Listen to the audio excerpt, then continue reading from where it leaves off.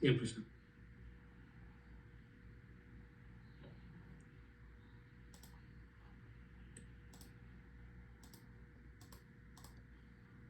You put 2 or 3 rows now so that we know how it works.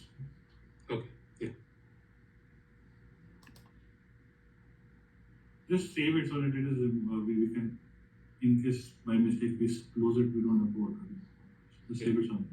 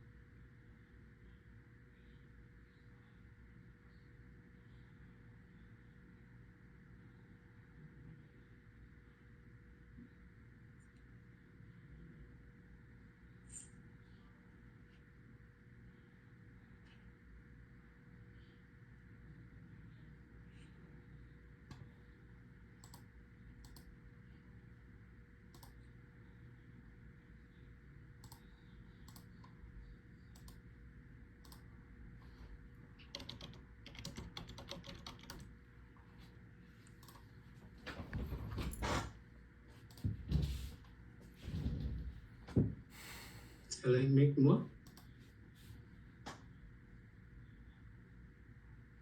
No, it's okay. Yeah. What is on table 3? What is the channel sequence ID? The master. And there's a channel sequence ID. So 1 second before you go there, why are we using a different base rate code for USD, Upendra? Then we are not explaining. So you can just get rid of the row number 4. Just delete 4, row number 4. Okay. Just delete it. Okay. Okay, and then in row number 10, repeat the same base rate code.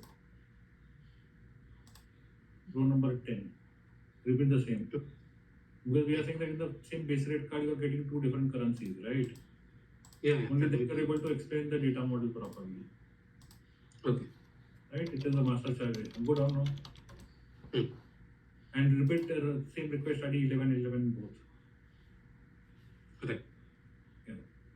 Part of the same, right?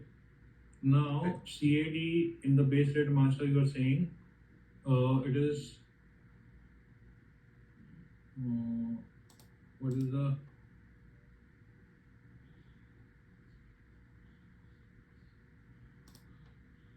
okay, so tenor base rate. Yeah, here you have repeated the same base rate code. That's proper. Okay. Okay, go further down there. And then. No, further down right, on the right. Okay. Okay. You can go left. Okay, now go down. No, scroll upwards. Yeah. No, not that way. So I want Actually, the box is coming on the left side. I am not able to see the last table, so you can just scroll a little up. 1 second. Yeah. Now you're able to see? So you go down further, go down further, go down, Yeah. go down, go down, go down, go down. Stop. Now I can see the table. So now 123. Okay. You should repeat the NBR in the row number 23. Right. Repeat base rate ID 123 for multiple tenors. No? Only then you'll be able to explain how it Okay. works, right? Okay. So just so from 1 to 7, this is the rate. Then yeah, like that. So Right. yeah, 8 to 14.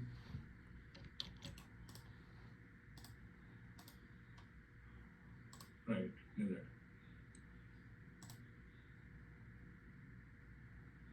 And if you visit to 21 and 99. 15 and 9, just say 99. Okay. Or 365, you can just say. Yeah. Understood.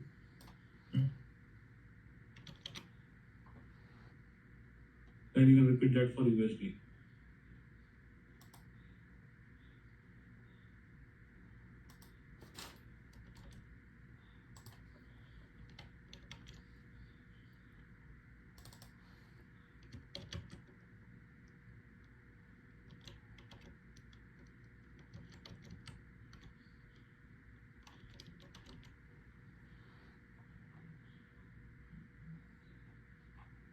Yeah. You can remove that blank row in between.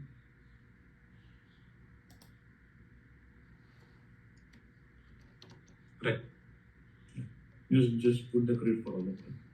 Make the 24 row, 24, 25 does not have a grid, just grid it out. Right. Now let's go at the top and let's explain the data model. Right. Okay. So, guys, this first table, okay, it is the base rate card. Okay.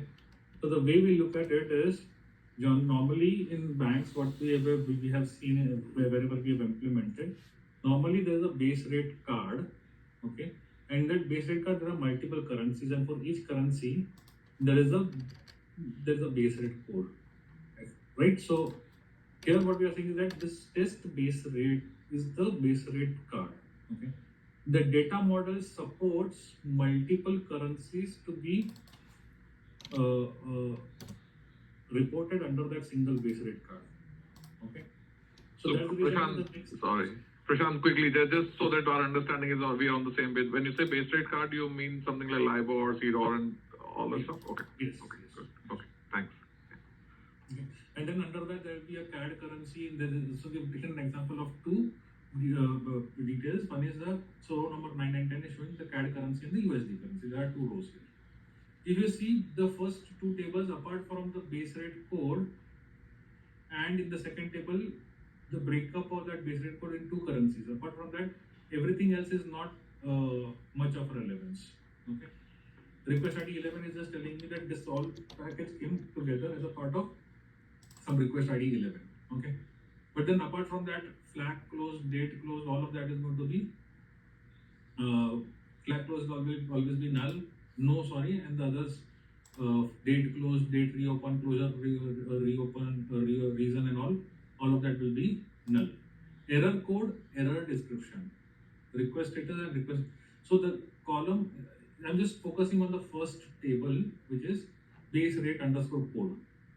The column G until K. Now, do you want to just gray out the headers Upender from base rate code column A, first table. Just until closure region. No. Until closure region. Okay. From there until closure region, just put some gray color. Okay, that is also okay. And from request ID until the request date time, put some other color, some lighter color. Yeah, that's fine. You can get rid of that last column which is marked. Yeah. Just remove the grid from last two. Yeah. cause confusion. No border. Yeah. We just got rid of the border entirely.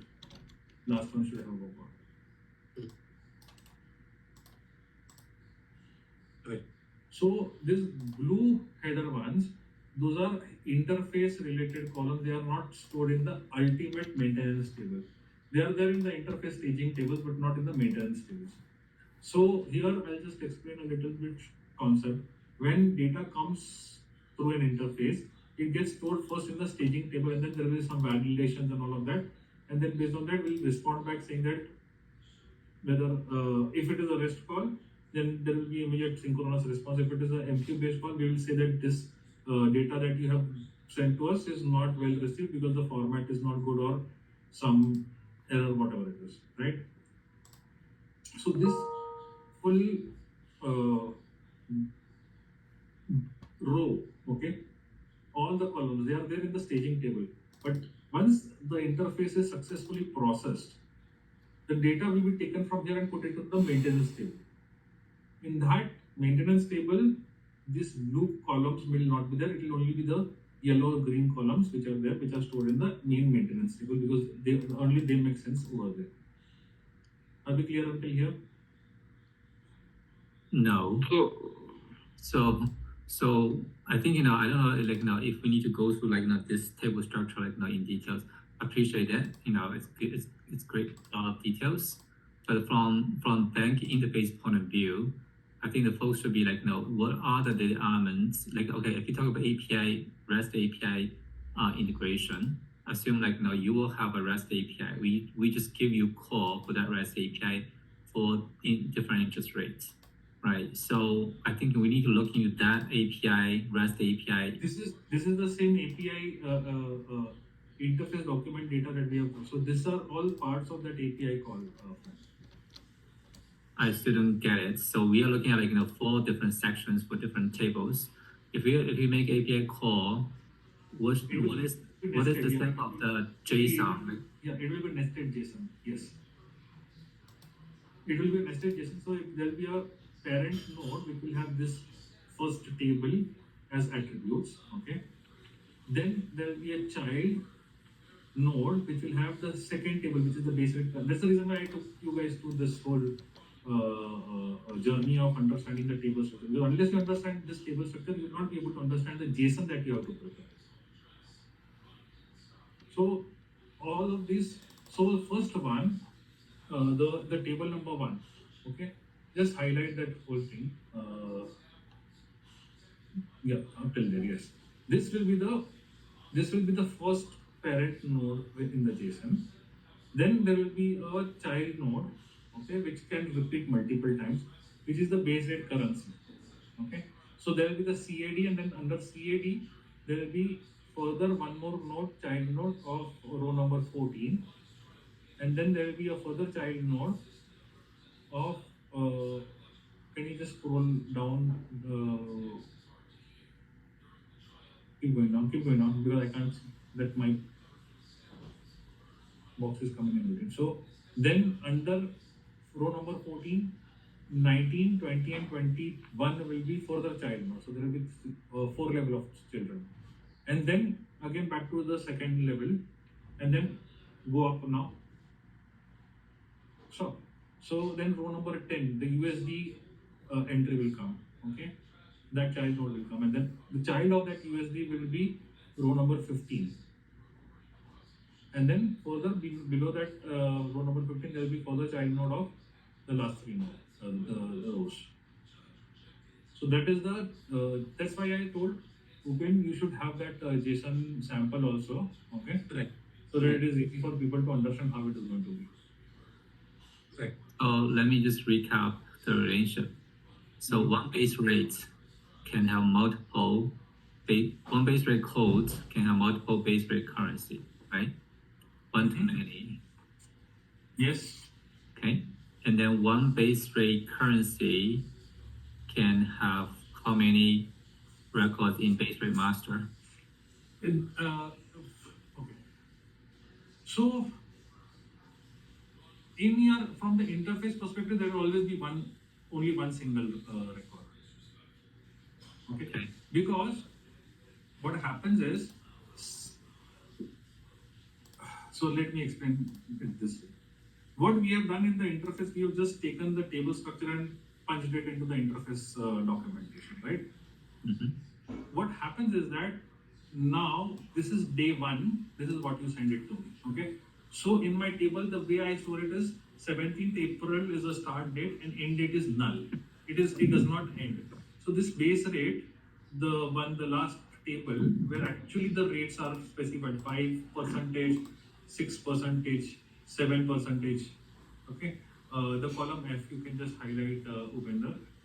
Column F, go down further, down Upender. Yeah, Yeah. just highlight this F19 to F24.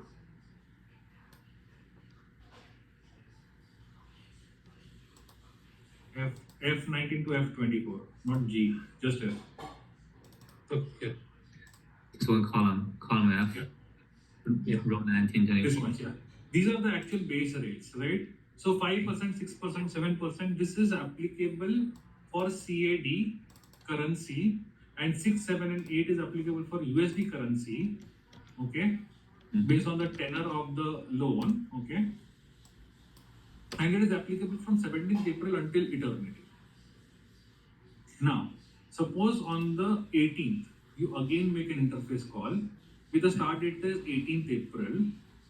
In my database, what I'm going to do is that the previous record which you had sent yesterday, I'll mark the end date for that also as 17th April. So it is effective from 17th April to 17th April.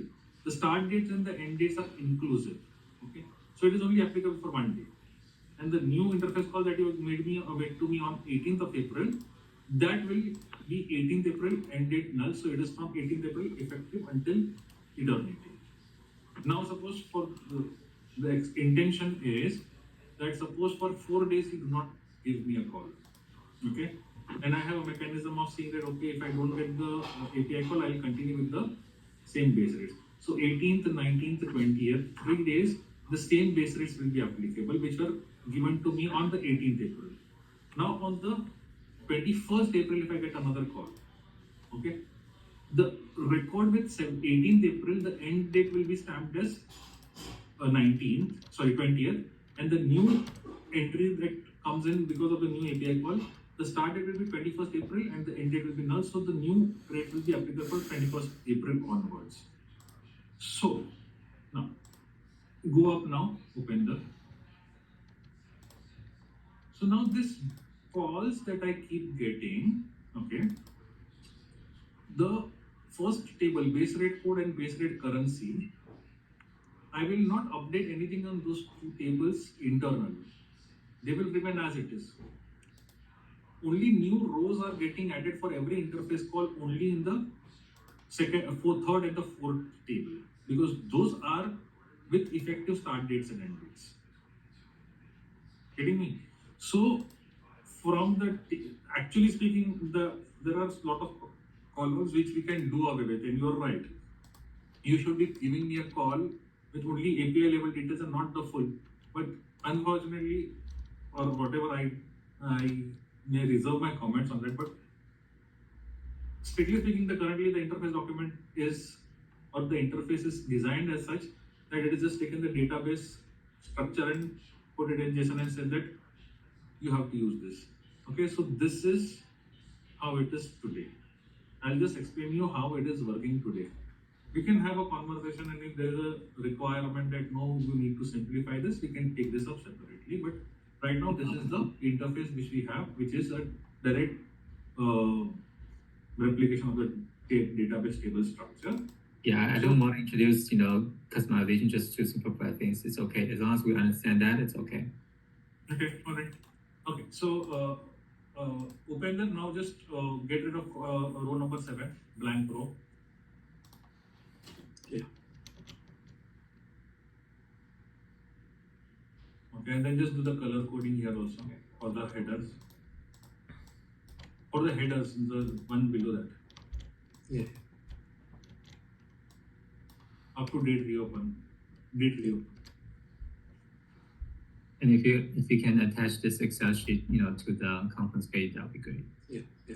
Yes, absolutely. It makes sense. Hey, Prashant, my Citrix connection just dropped in the middle, but I was just about to ask, the tenors that you are specifying here, right?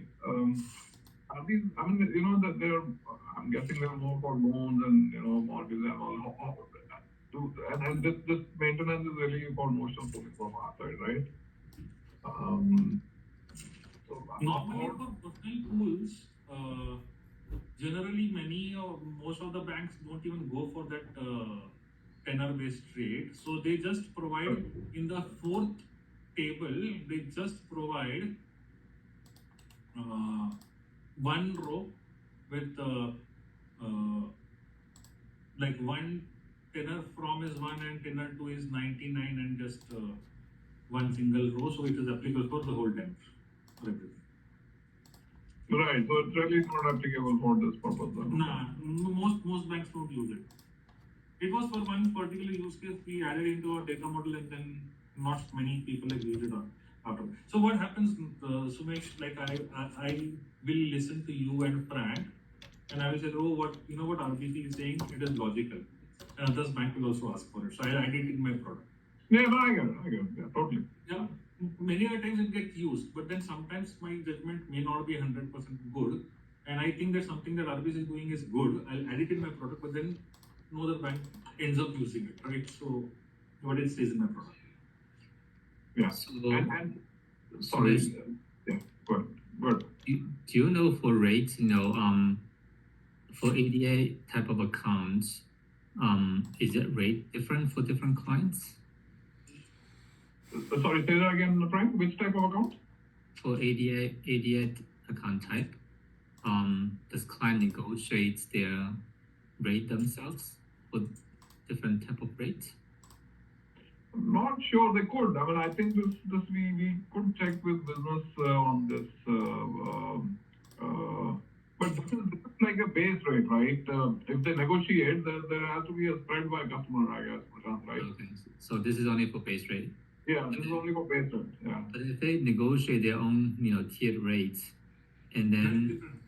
So, Frank, yeah, there's something called offset. Okay, so these are market rates. Generally, LIBOR, you cannot define the value for LIBOR, right? Correct.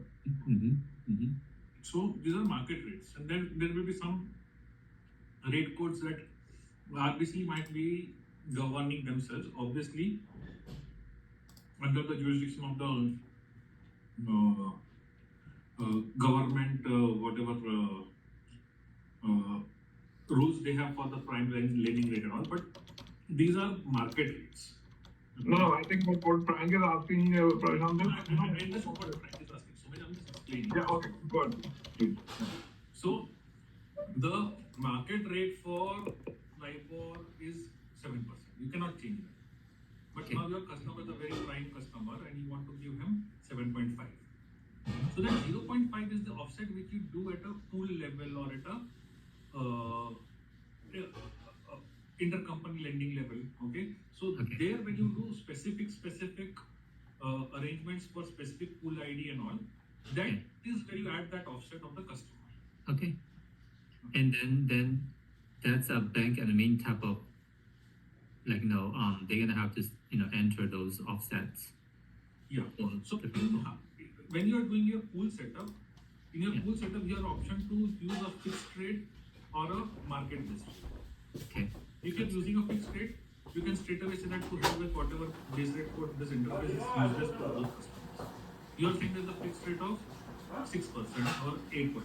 So that customer is happy, whatever happens in the market, I don't care, I get 8%. okay, Some other customers, the arrangement would be that whatever is the market rate, I will give 25 basis point or 65 basis points over and above the market.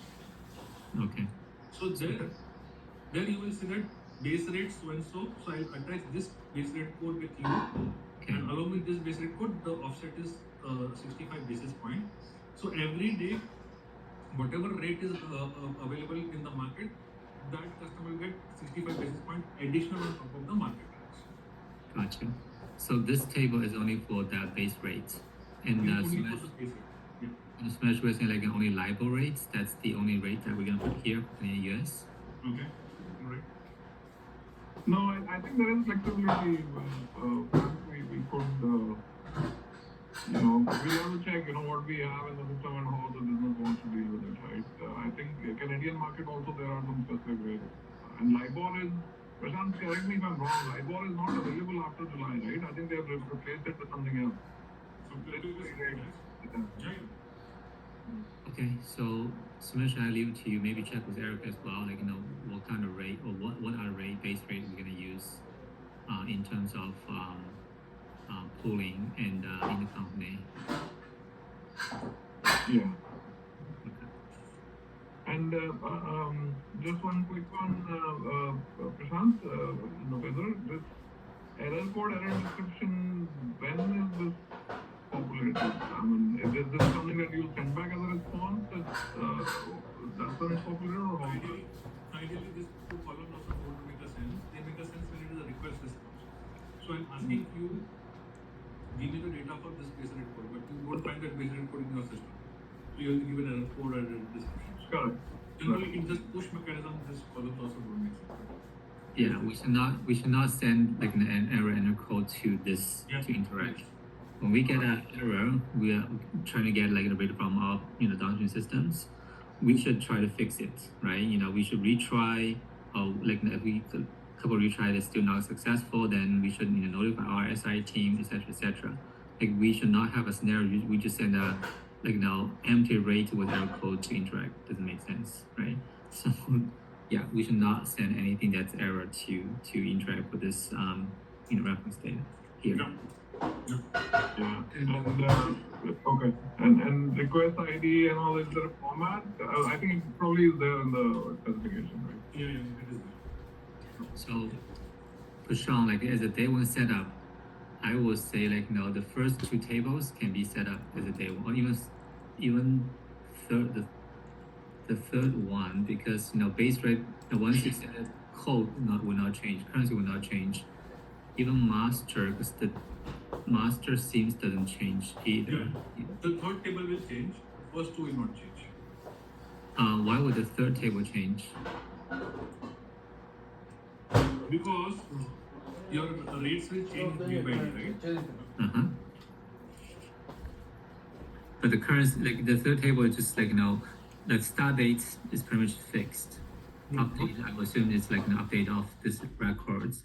It seems to me like the rates changes in the tenor table. Like that's the. So I'll explain. So if you see, you just focus on the column H. So can you highlight? Yeah, both. Just highlight those two entries. Okay. Right. So those are the primary key in this table, which are foreign keys in the next table. Mm-hmm. So if those rates change in the tenor table, then you have to mark the existing record as end date and then create a new row with today's start date, right?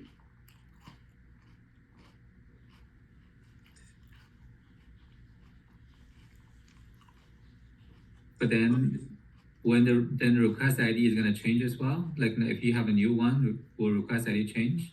Yeah. It will change? It will change. That's Upeg. Yeah. Request ID will be blue color, right? The header. Yeah, correct. Well, if the request ID in the table master change and then it will not gonna link back to the request ID in the code and the currency table anymore. Yeah, that's what. So in the staging table, as I said, everything will be stored, and for table number 1 and table number 2, there will be constant inserts in the staging table. But these values will not go and update the main table unless there is a change. So now there will be no change in every calls. Across the calls, the table 1 and 2 will have the same value, so it will not end up updating the main table. Okay. So I think it's good to understand table structure. I still want to go back to interface, like maybe just showcase, because I think we need to be consistent with other the other interfaces, which is pretty well defined, right? You know, for example, like accounting entry, right? You have a header section, you have a detailed section repeated, you have a footer section, etc., etc., etc. Like this one, like I appreciate there's a table structure, but I really want to actually my concern is about this is REST API, this is the structure of the JSON. If JSONs they have appearance and then repeat on the child in array, etc., etc. They should specify in that way, because that's for developer. We don't look in the table, we don't update your table, right? We use your JSON to update your table. Right. So Frank, that's what I was explaining, that the structure of the JSON and the interface is a replica of the table structure, and that's the reason why I asked the Upender to explain this table structure to you guys. This is exactly what will be there in the interface. So now go to the interface documentation, Upender, and taking this into consideration, now just explain the full interface documentation right from the top until bottom. And you can just flip flop from here, just go back to the Excel sheet and explain how this section correlates to the data model and how. And in the meantime, you can just keep your edit plus open and maybe construct the JSON on the fly. Yeah. So it will give a very good idea. Or maybe you do it in edit plus so that it can be, you can show some color. It has some color coding, so it is easy to understand. So do it in edit Notepad plus. Need a JSON structure plus need a Swagger of the API itself as well. Yeah. Swagger update, Swagger documentation, as I said, will be giving you that. So it will be available for all the interfaces. Same now. Yeah. All right. Okay. Over to you. So base rate ID, sorry, one quick one. Base rate ID that we were seeing in the spreadsheet, right, Upendra? Yeah. In the spreadsheet, if you can just quickly go there. So we have 1 2 3, 1 2 4. This is your internal primary key, or this is something that we need to send? No, that is internal. No. It is internal, but it is coming as a request, right? So it is something that you guys will have to send. It can be just a random unique number, which can be you have to ensure that it is not repeated across interface calls, right? Hmm. What is the length for that? Just check the document. So we cannot use a UUID then, because it's the length. Number of size 20. It's a number of 20. Okay. Yeah. So we cannot use a UUID then. How can we make sure that's a unique ID though?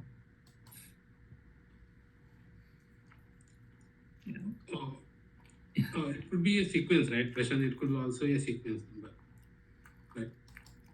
You cannot generate. Okay. Anyway, if I were to design in this interface, those primary key as unique, the system need to generate by itself, right? You just concerned about the business value, which is rates, maybe the tenor, starting date, etc., etc.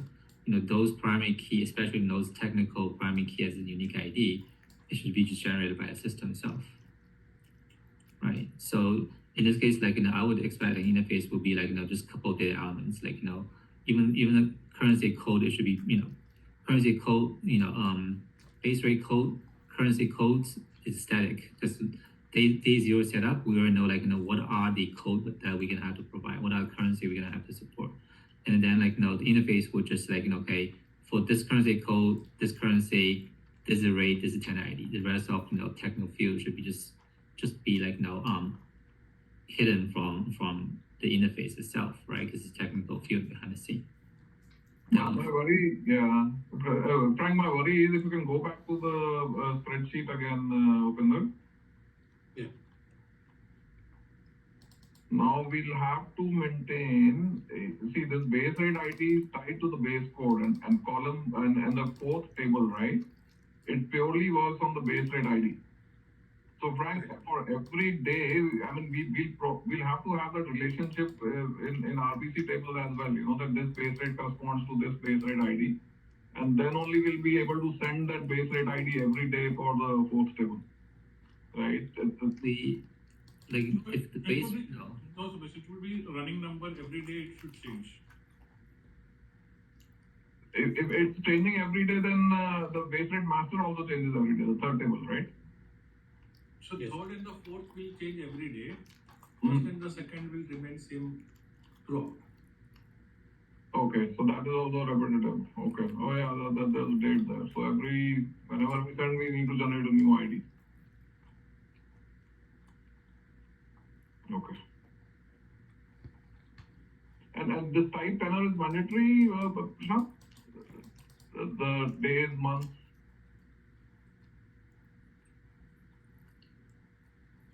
It is mandatory, but most of the customers just use the same value. When I said Yeah. just pick the data model, most of them just send one row for the fourth table.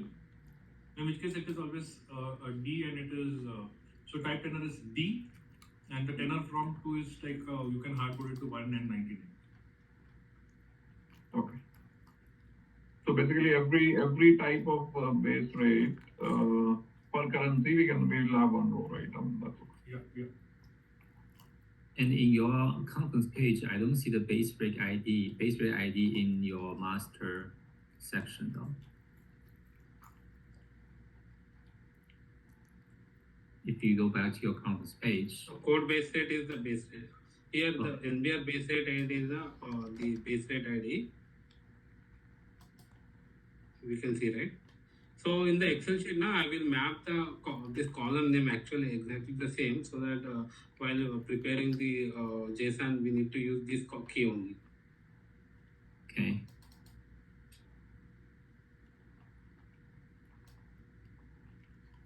Yeah.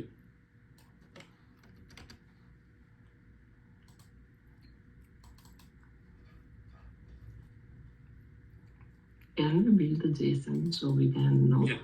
that like what kind of response would it be? Like is this Right. side of Yeah, I'll do that.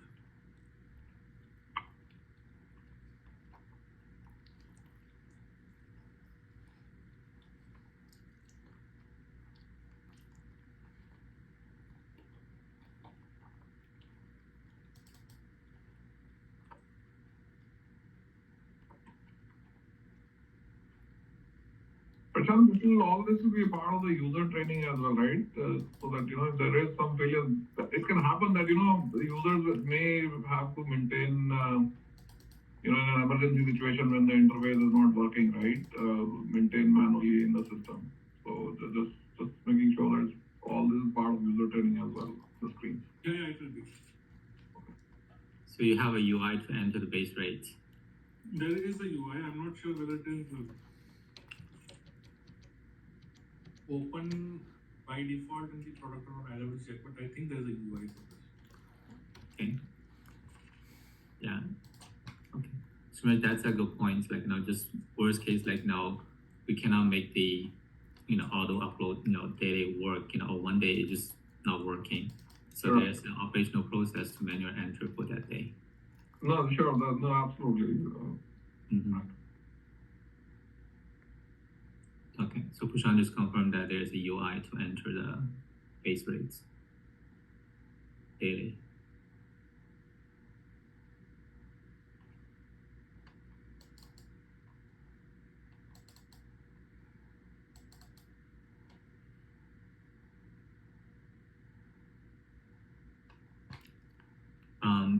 While Upenda is creating this, Sunny, I think I think we need to think about how do we organize this review here as well, because think about one interface, we probably spend almost maybe close to 2 hours. Some of them I think probably need some, for example, instead of creating the JSON on the fly, so the interfaces should have the JSON and a sample there. We just go and review the JSON. Yeah, we need to think about how can we make the next sets of interface review more efficient.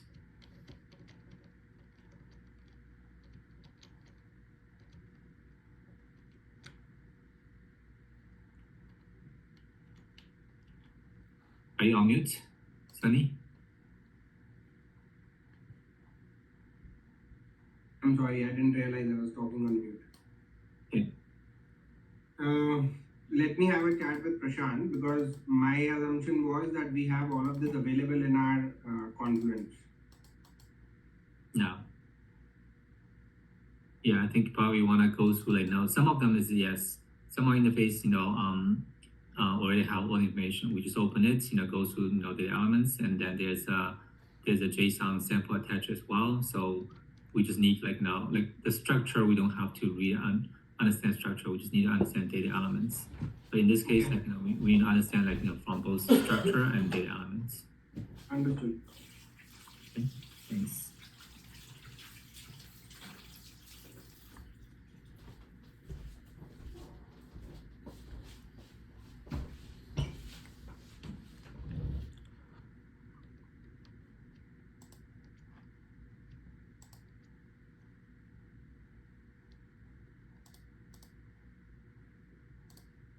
So I'm skipping error code, error description as of, yeah.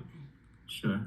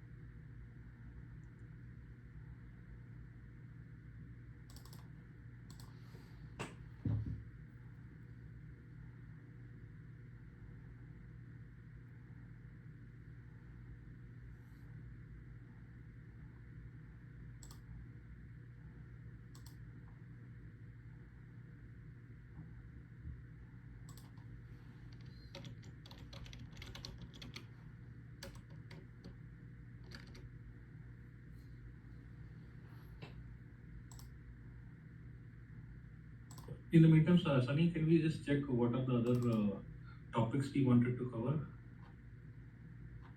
I think this is exchange rate, you had base rate. No, this is the base rate. We have exchange rate. Then what else was there in the session?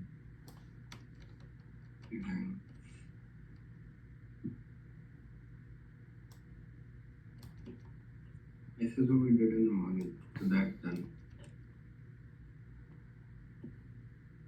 So exchange rate, base rate, then the other one is for CIM, customer onboard status update, and then modify data of customer and accounts, and then alerts notification.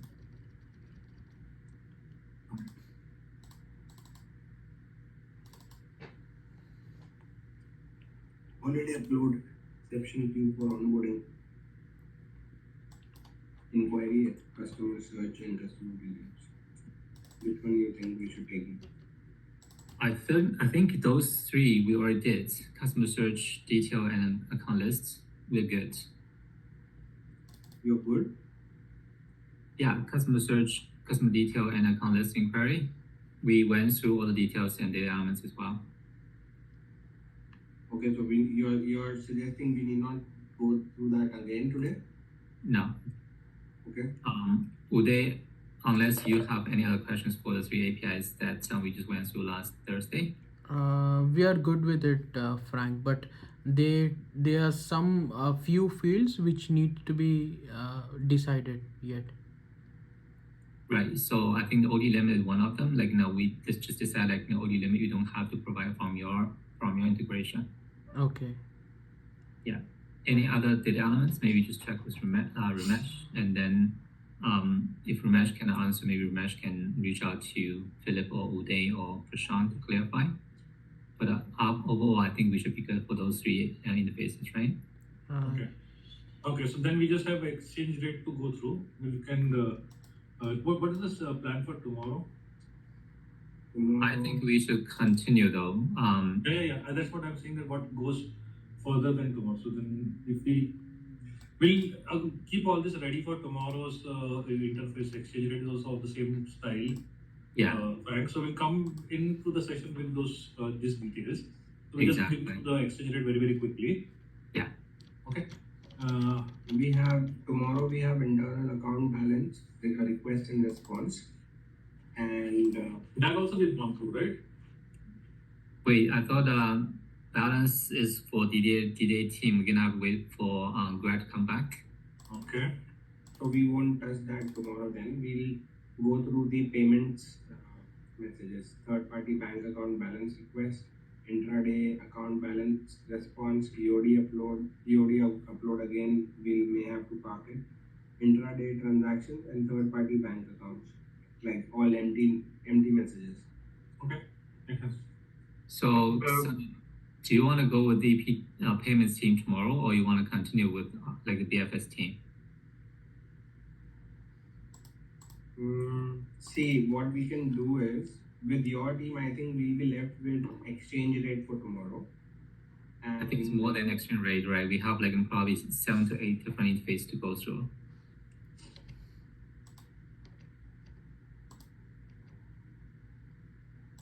So let me just share my screen while Uday is yeah, Upen, if you can stop sharing. And Frank, in that customer and account inquiry, I think the modification we have not gone through, right? So that also is there. modification. Say it again. Yeah. What is modification? Modification of customer account data, or that was a separate interface, right? Yeah, that's covered somewhere here. Modification. What I'm saying is we have not gone through that right yet. So, We have not gone through it. No. okay. No. So I think for BFS team, like this three I mark as reviews. I think we're okay. We just started on we this morning single sign on. High level touch on both like single sign on this one and this one here. And then we are on this one here base rate. And then we still have exchange rates, customer onboarding status, modified data alerts. and then I think we have another one, top 3, which is the holiday updates and alerts for mobile. So that's for the liquidity management. And then we still have, VAM, which is the end of day, extra from VAM. So that's the one that Yeah, you're so working on. VAM, not just this one.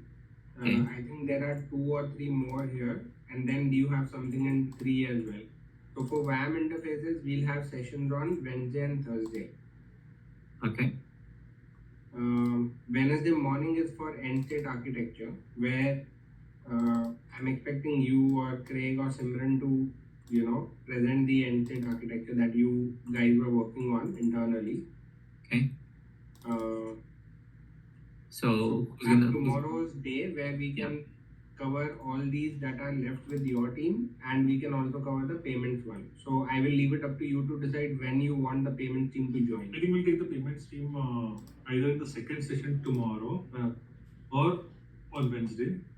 Wednesday morning is for end state architecture, and afternoon is VAM interfaces. Afterwards until 3 o'clock, right? Yeah. So let's do this. Let's have payment team come in for tomorrow's second half session. Try and cover as much as possible in the first session with Frank So and team. DFS team, we can do the first session, and if something spills over from first session, we'll take it on Thursday. Okay, fine. Thursday, yes. Hey, Frank, tomorrow I think there is a call with the other bank, right? Which is set up 9:30 to 10:30, I think. Do we need to join that one though? I'm not sure. I'm not aware of what that is for. Tomorrow, I think, let me just check tomorrow. Bank in the morning, right? So there's,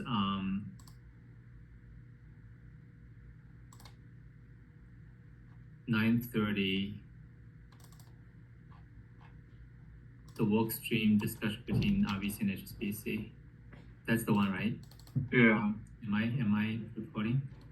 The other bank, okay. Let me check with Sid that if we need to join. So you are booked for that one as well? Yeah, I'm there as well. Then. Yeah. Okay, so seems we are optional. Let me check with him to see if we need to join though. Yeah, let me just ping him.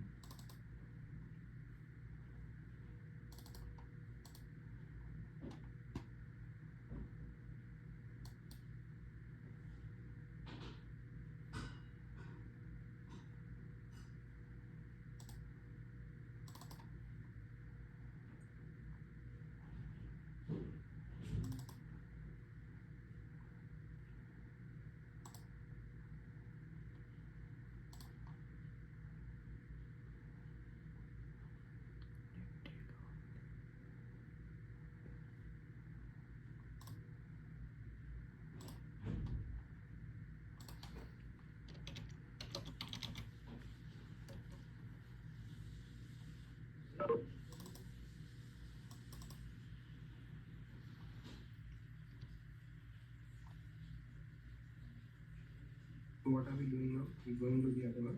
Yeah, no, we are not going to the other one. So, Upendra, are you done? Then we can quickly just check the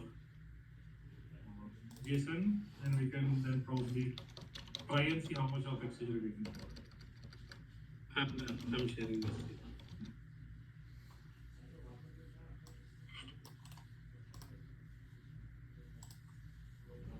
Yeah. Yeah, this is a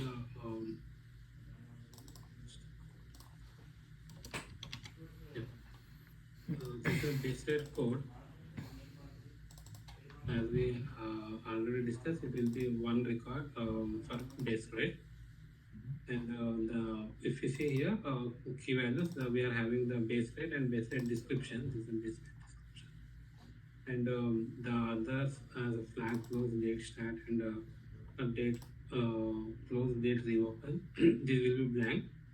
Yeah, and the request date and that will have the time of the particular request when it has generated here. And the base rate currency, it will again have the code base rate currency. Flag close will be in here. Then date close txt close reason will be blank and the date reopen will be blank. The request ID will be 11, which we have used in the above also. Then So the request date time, sorry, the request date time needs to be sent. Okay, anyway, you'll tell whether the field is mandatory or not, right? So, yeah. Right. Then so the currency can be repeatable. So we have repeated it for the CAD as well as for USD, the other currency. Yeah. So it is a square bracket, it is an array, Yeah. right? Yeah, it's an array. Starts here and ends here. Yeah. And in the MST part, base rate MST, we have for each entry there will be one record. So we have this is a sequence number that we are having, and the request rate will have the same request, the code base rate, the currency, and the date start. Yeah. So these two are primary keys as discussed in the earlier call. Yeah. And we'll be having entity ID and flag range based and flag tenor. So again, this will be a repeatable for other and base rate ID as well. Again, this is a repeatable. Yeah. The last one is the tenor. So in the tenor for each base rate, we will be having multiple records. So it's a nested array. So if you can see that base rate ID, which is a primary key, which is having a mapping with here. Here it is working as a child entry, and date value and type tenor, which is here D indicates days, from and to date, and amount rate, and request ID it is repeated. Here it is for 1 to 7 tenor. The same is the next entry is for 8 to 14. And the rate got changed, which was earlier 5. Here it is 6. And the same is from 15 to 99 or 365. The rate is considered as 7. So till here one array is completed. Yeah. The next array starts here for next base rate. So this is for the different base rate ID. And for the here also we are considered as a days 7 to 8, or it is having a different rate. 1 to 7 it is having rate 8, and 8 to 14 it is having rate 9, and from 15 to 99 it is having a rate 10. Yeah, this is nested array.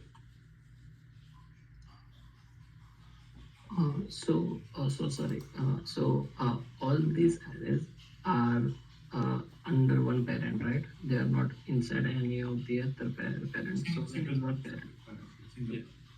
single parent. And Prashant, like we discussed, we'll just keep one row, right, per currency, per base rate. This is the representation of what we have in the Excel sheet. Yeah. So attach this sample also along with the Excel sheet open, but then it will be much simplified. In your case, if you just going to report one tenor, right? It will be one row for each. I mean, we don't need more than one, right? I just want to be sure about that, Prashant. We don't need more. Don't need more than one, no. Okay. Okay, so if you can attach this, JSON to the conference page, plus I think we want to see the swag as well. Just want to make sure the swag definition match this JSON structure here as well. Right. Okay. So question is the request ID. So with this JSON here, base rate, code, currency, master, and then tenor, each will have a request ID. And if we doing daily uploads, will request ID change every day? Yeah, it will change every day, yes.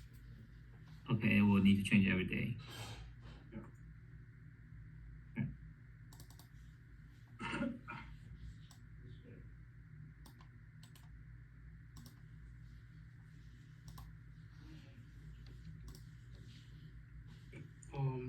Actually, on the exchange rate also, present I could not see the JSON attached there, and it is also tabular. No, that we'll have to prepare for tomorrow. That's what I'm saying. Yeah.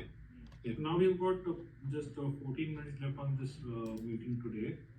So if you have any questions, Frank, Sumesh, Uday, Yash, you can go through them right now in the 15 minutes, or if not, if you are clear with this base rate interface, we'll go ahead and we'll start at least do a high level discussion of exchange rate and then carry it forward tomorrow. So which way do you want to go? I just have one question. So basically, how the base rate currency and base rate master are connected with each other. So like, is it a one-to-one or one-to-many? I'm still confused around that part. It is with the with the base rate code and currency mapping. No, I think the question is, the relationship between the base rate currency and the base rate master Is it table. master? Is it one-to-one or one-to-many? One to many. Just go to the Excel sheet now, open this Excel. Yeah. So Yash, it seems like with one base currency, you Yeah. can have multiple records in base rate master. So, for example, like test base rate Canadian, you can have a start date of April 17. If you have new records, you actually post it. So end date, it's 18, and then you have new start date of April 18 for the same test base rate Canadian. Yeah. So Yes, it's think about that, yeah. So Yeah, at like- a time only one record will have no end date, and that will be the active record. Yeah. Right. Okay. Got it. Thanks. in this case, request ID will be different, right? For 18. Yeah, it will be 195. Right. And the system will intellect will all themselves mark this end date, right? We don't have to send the end date when we are sending the rate next day, right, Prashant? No, blank. Yeah, blank is The base rate ID will be Base rate ID will be different. Upena. Right. Usually it will be the running number. Okay. So Yash and Uday, when you think about from our side, I don't think our downstream system will have this type of request ID or base rate ID. So we might have to think about how do we maintain that? Because it seems it's a state every day. Every day it has to be increased, right? Mm-hmm. So it sounds like we might have to introduce a table somewhere in some Yeah. database to track it. We have to. Request ID also needs to be changed, is it? Yeah, for the next day it will change the base for the next Okay. request. Yeah, it will change. But then the request ID in base rate codes and base rate currency will not change. Or we can still change, but you just ignore it. Is it? Yeah. Can you just go back to your JSON for codes and the currency section? I just want to see what is. Do you expect a request ID there in your JSON? No, your JSON. Yes. Yeah. Correct. Yeah. Useful. Okay, so you need a request ID. So that means that request ID need to be changed as well then. Yeah, it doesn't change every day. And base rate ID doesn't. Okay, They're running and this then summer. you don't actually take that request ID and modify your base rate code and the base rate currency table, right? No, we do not update. These columns are not. So if you see that Excel sheet, these are the blue columns, so which are not updated in that. So yeah, it seems like in the Smash, so base rate codes, I think probably we just have one, say RVC base rate or something, and then base rates currency we have two, Canadian US, and then for each base rate and currency, then you have one record for each day, on the current base rate master, one record for one currency every day, right? And then 10 or I think from our scenario seems still like one record for one currency every day. Then. Yeah. But in this case, Upender, row number 15, right, is on 18. It has a request ID of 12. So then we'll, in the first two tables also, we'll have additional records with the request ID 12, right? Yeah, as Prashant said, it will not get changed here. No, that's fine. I'm saying in the staging table, when we send, we'll have to send everywhere, right? I mean, that's what we are saying. Okay. If you're not updating it, if we don't change request ID, is it gonna cause any issue? I think so, because they are because this is what is stored into the database. So what we send is what is stored into the database. So it will be duplicated on that side if the request ID is not changed.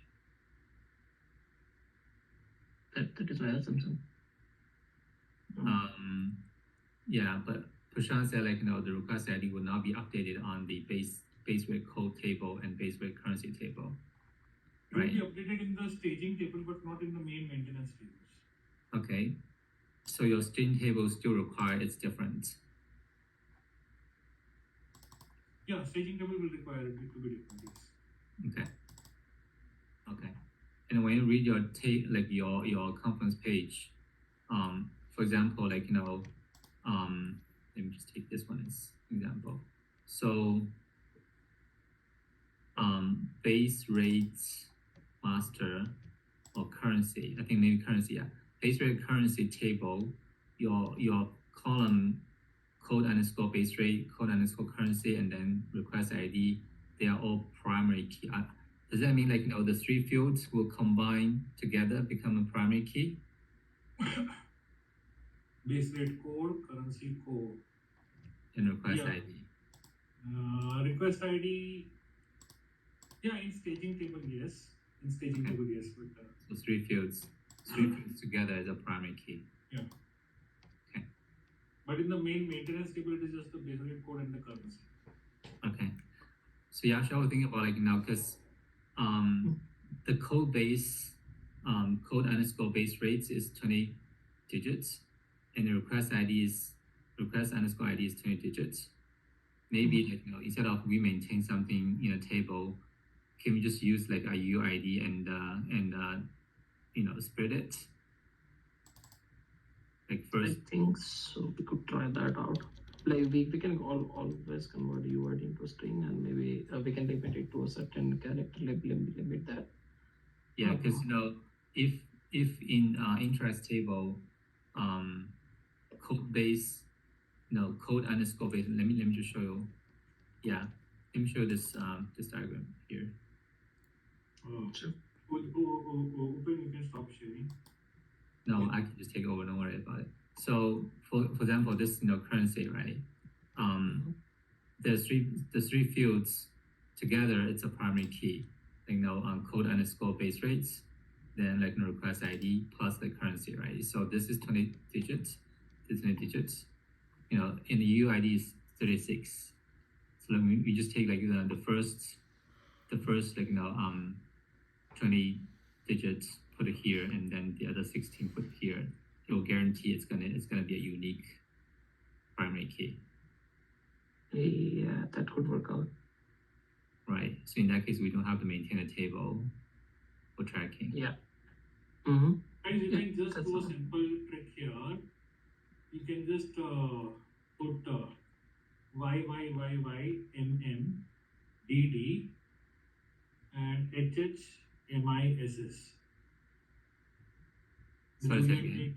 It's a Julian Owing date. the The Julian date in this.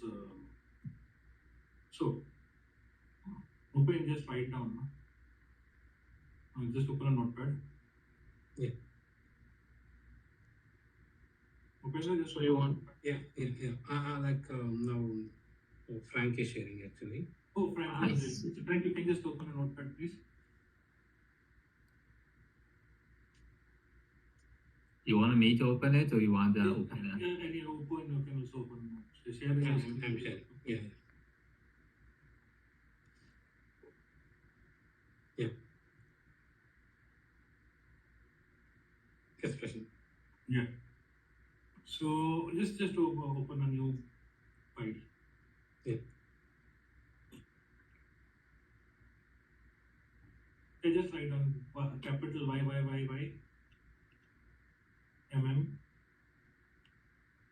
not colon, not colon, just parallel DD, MI, SS. So this is the year, month, date, hours, minutes, seconds. We just take this from the date and just put that as a number. It is always going to be. Yeah, that will work. That's gonna be unless you're generating two files exactly the same millisecond. Or And same the- second. yeah, that's a good suggestion. MI is minutes. Yeah, we can put millisecond there. But this is for which field though, Prashant?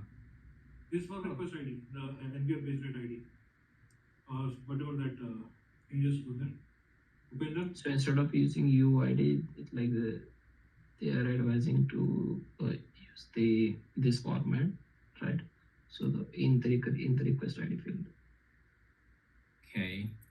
Into request ID field. What about like the base rates? The base rates ID. The code underscore base rates. And code underscore base rate is always the same. It will be some LIBOR or whatever that. That is an alphanumeric value. Okay. Mostly code base rate, which is the third field. Okay, so it's always fixed then. Yeah, Frank, it will be the market standard, whatever we get from business, right? We don't have to define it. I mean, we don't have to. Okay, sounds good. Yeah, I think that'll work, right, Yash? So I'm thinking only one field is required to be unique. The code base rate can be static field, right? Yeah. And it doesn't need any update day-to-day basis. I think use the timestamp will work because each every day is different. Yep. Okay, good idea.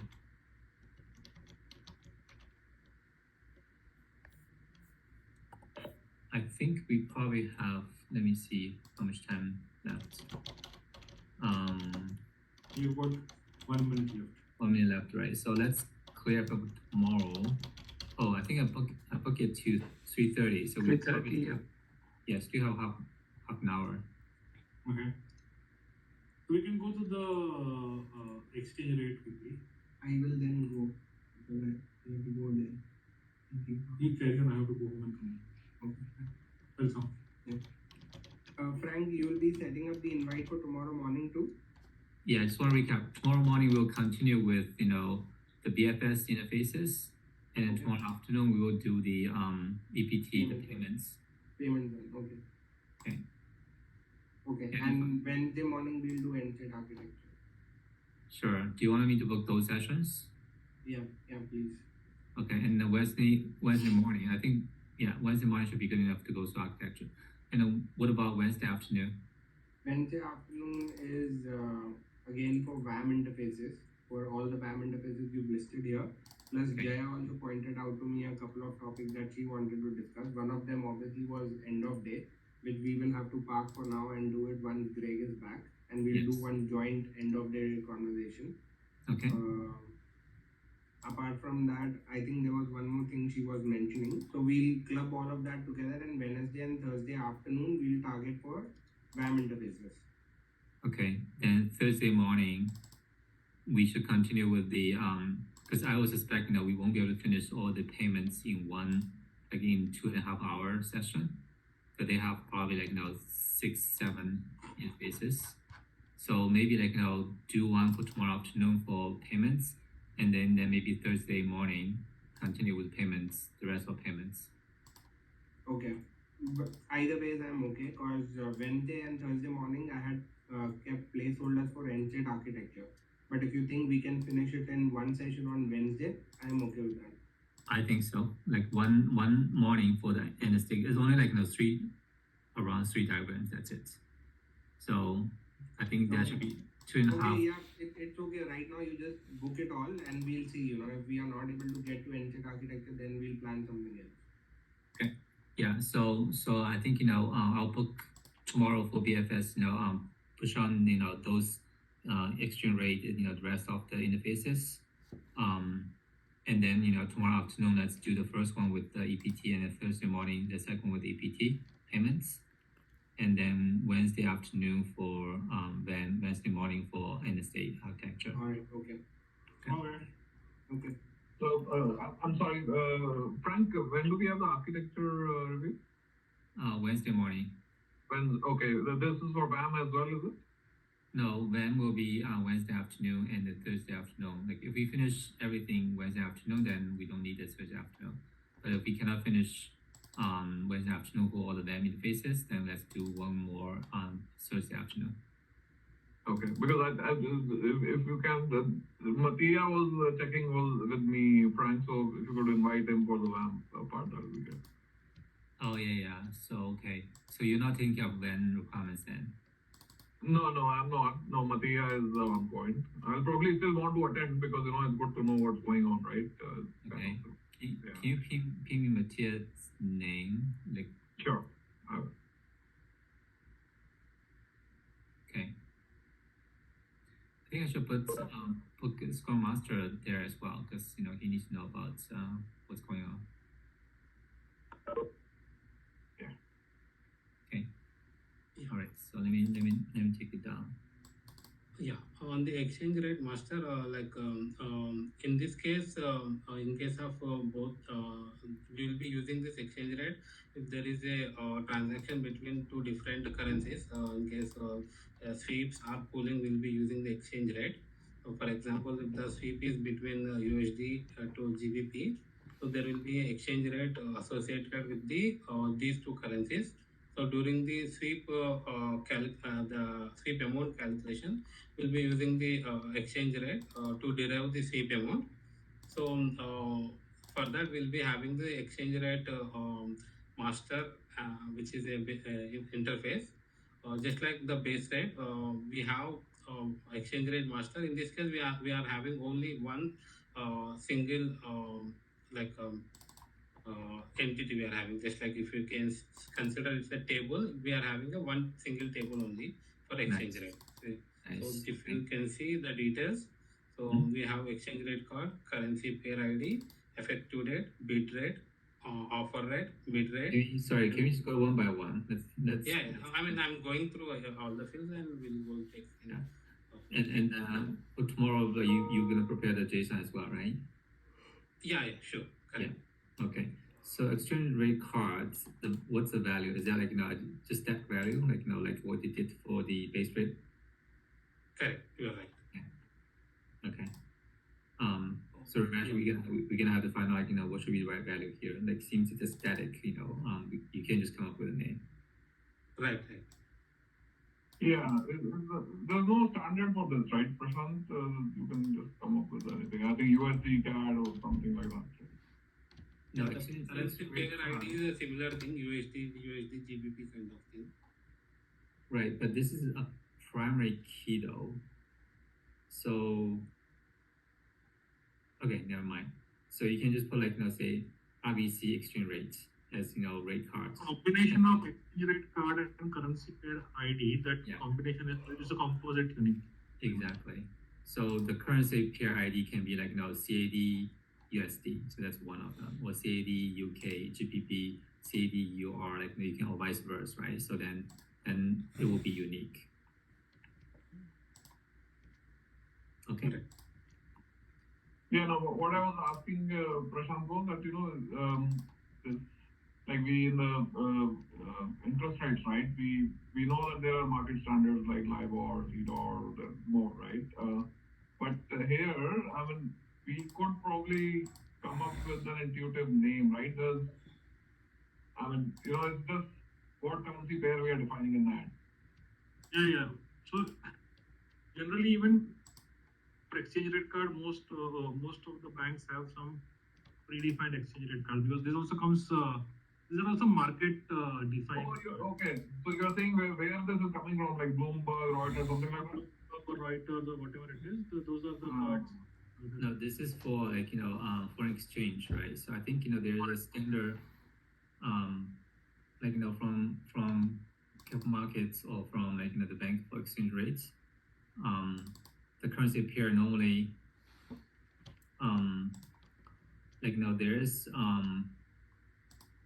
yeah, so we like I'm not really too concerned, but if we really want to follow the standard, I think maybe Sumesh, you can find out like I normally it's say Canadian US, CAD US, and then there's bit rates, and there's like no buy rate. Like, is it only bit rate? There's no other sell rates?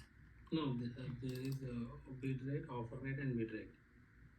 And which one you guys gonna use? Uh,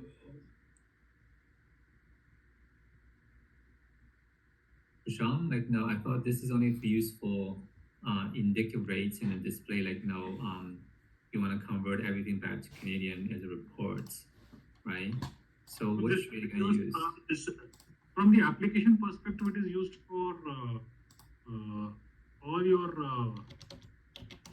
cross currency this thing. So if we are not using cross currency at all in RBC, then it will be mainly used for that reporting which Tarun explained the other day when we are showing it in the CBX side in the user's reference currency. Okay. So we are not using, Frank, we don't have CAD sheets are not in scope, USD CAD. Sorry, say it again. I mean, the cross currency sweep between USD and Canadian currencies is not part of MVP. No, I don't think we have cross currency sweep. It's always Canadian US to US. Okay, good. No, I didn't. I wasn't aware. Thank you. Yeah, I don't think we have cross currency sweep. This is more for like if there's reporting, you have US and the Canadian. I think according to Prashant, they want to actually say if you combine everything in Canadian dollar, that's a month. Yeah. Just for reporting purpose. And we don't need real time rates here, just PVR rates. Yeah. Okay. So I think we'll find out if PVR rates has bid or offer rates. Assume they do. I think and then your mid rates. I haven't heard about mid rate. What is mid rate concept though? Yeah, it's just Sorry, go ahead. it's an average of the bid rate and the offer rate.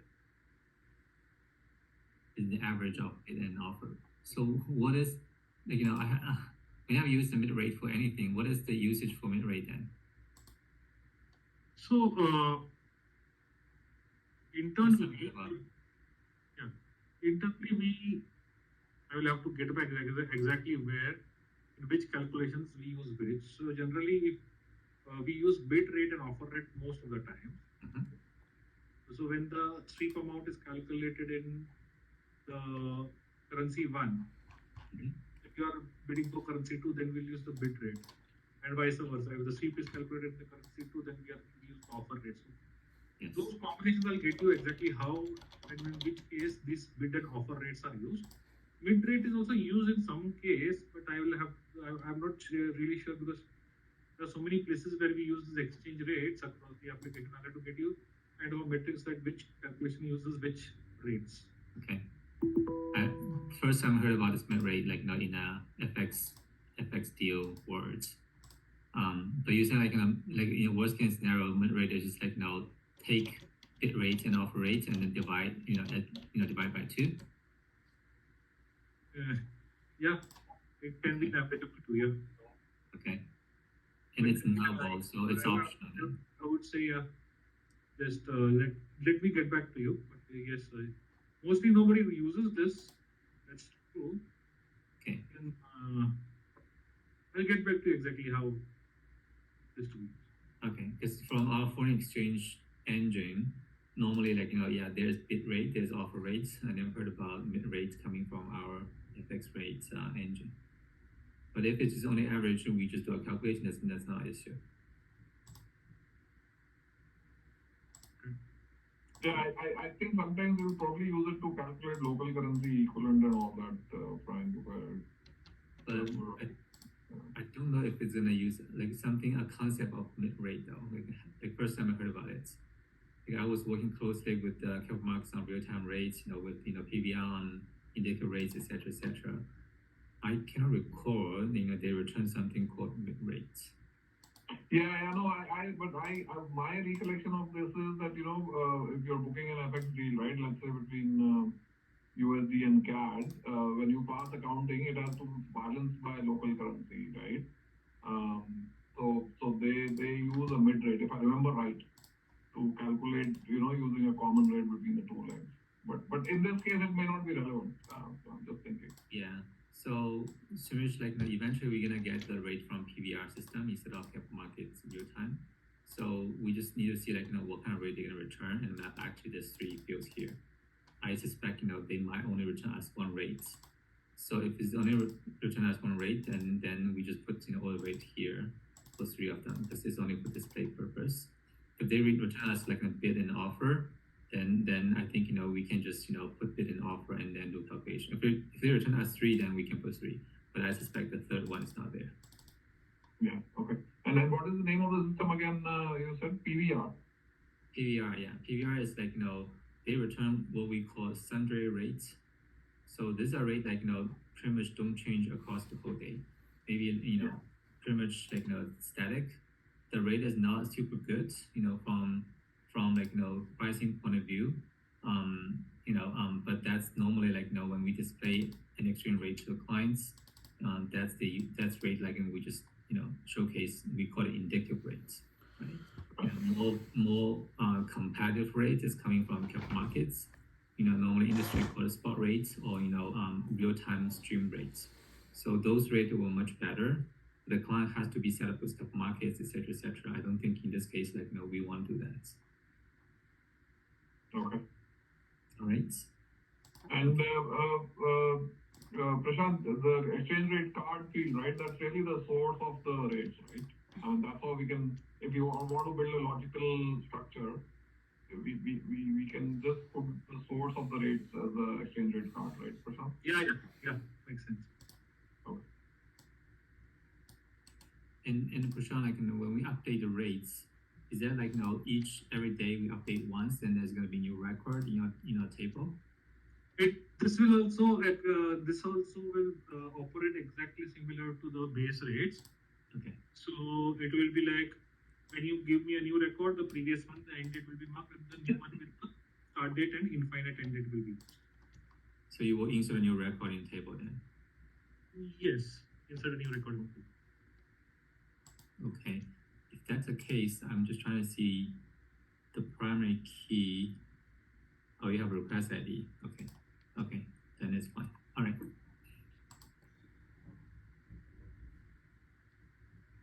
Upena, back to you. The next field, last update time. Yeah. This server time that gets updated here. Okay. The timestamp. Yeah. Sure. Yeah, the status, whether open or closed. Yeah. In this case, it should be always open, is it? Yes. Yeah. Okay. The request ID, then I explain identified for upload record, uniquely identified. Yeah. Okay. So in this case, we can use Prashant's suggestion, use the date, time, and timestamp. Right. Cool. Yeah. Error code description is empty. What is the we leave empty? What's the request status? Request underscore status.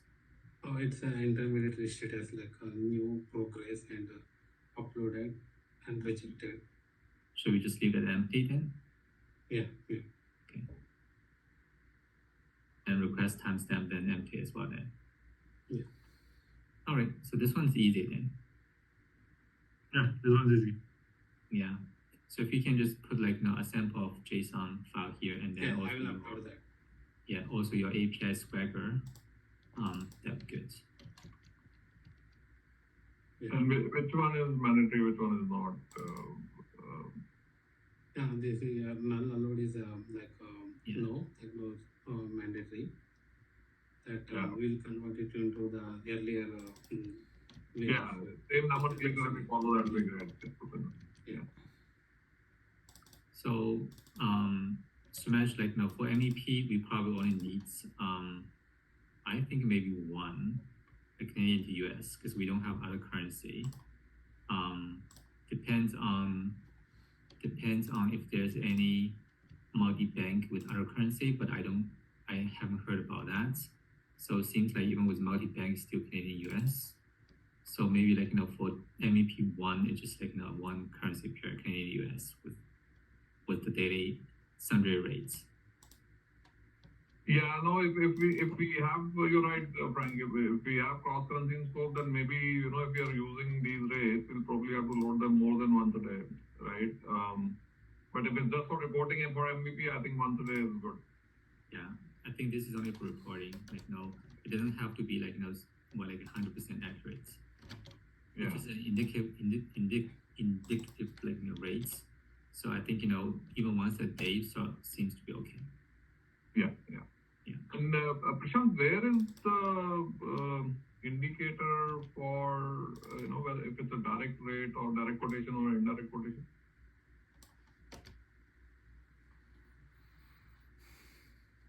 Just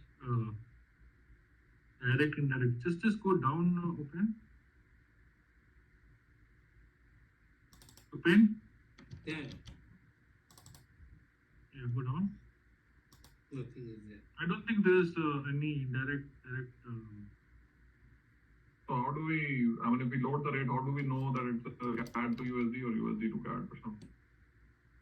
I think that's a currency pair, right? The currency pair that will tell like if it's USD to Canadian. So if we, okay, I don't know how we, so if it's, That's true. Just 1 second. Scroll down and very slowly open it. Keep going down. Keep going down. Keep going down. Keep going down. Yes, it has to be currency pair ID. That's true. Yeah. But I'll have to get back to you on this one exactly, because it seems like then you will have to know my currency pair ID. Correct. Go up, Ben.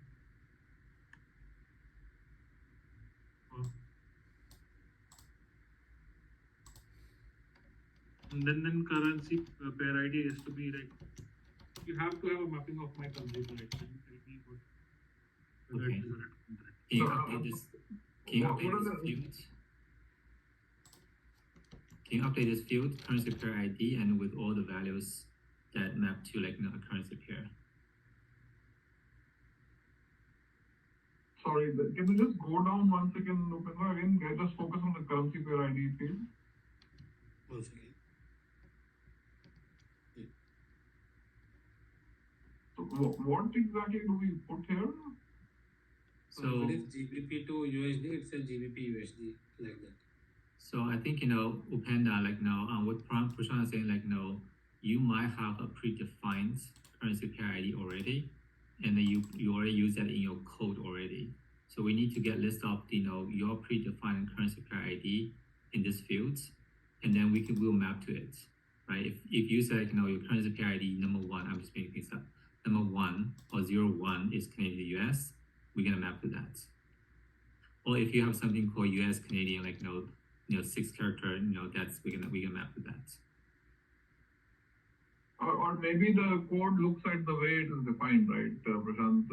If it's defined as GBP or USD to CAD, it takes the rate as, direct between USD and CAD. I'm not sure. I'm just kind of. Yeah, normally it's a wording like CAD USD. That means like Canadian US, and then you have bits and you have offer. So like two sides of exchange rates. But I think Prashant, probably you guys can find out like what is your predefined currency pair ID. That's what. So I'll have to get back to you on this one. Says, Upen just taken those as a point. We have to tell them exactly how are we going to indicate the currency pair IDs. For Yash, And that also then, sorry, Frank, just quick one. So once you define that, Frank, I think we'll have to check with our source system how they are doing, when they quote the currency pair, right? I mean, Yeah. whether they are doing direct, indirect, I think there will be a little bit of complication.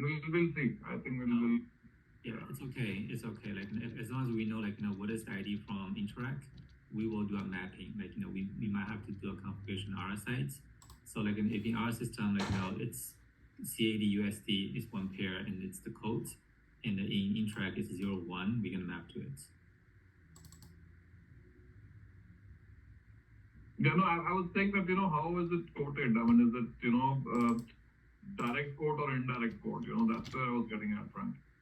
So, depending upon the currency pair ID, that's what Frank is also saying. So, once we give you the currency pair IDs, then you'll figure out which ones are the direct ones and which ones are the indirect. yeah, and that we'll have to make sure that it matches to the source system, or we do some manipulation and put it in here, right? So.